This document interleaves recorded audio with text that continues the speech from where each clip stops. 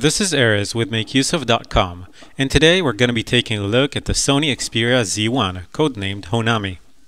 When Sony sells you a smartphone for $600, it is making a promise. Actually, it makes a whole bunch of them. Power, beauty, waterproof protection, and everyday utility. Can this slab of metal and glass do it all? Sony isn't shy about touting the numbers here.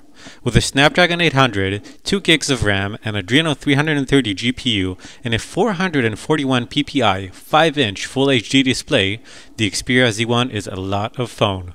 This is as high-end as Android gets circa early 2014, and it handled anything I threw at it with aplomb. Its glass casing packs a 3000 mAh battery that carries it through a full day's use with ease.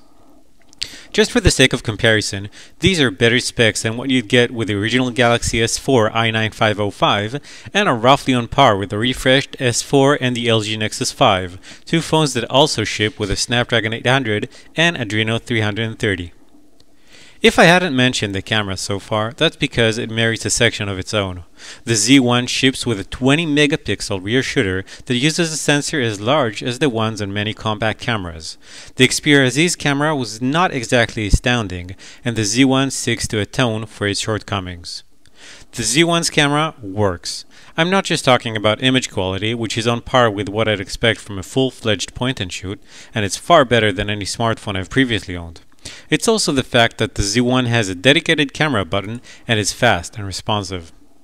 As I noted in my QX100 smart lens review, photography is as much about spontaneity and capturing the moment as it is about raw image quality. The Z1's camera button wakes it up from sleep mode and puts you into the built-in camera app within about 3 seconds, or as long as it takes you to pull the phone out of your pocket and frame a shot. Once you've composed your shot, the camera works as you'd expect it. A half press on the shutter button locks focus and exposure, and a full press captures an image.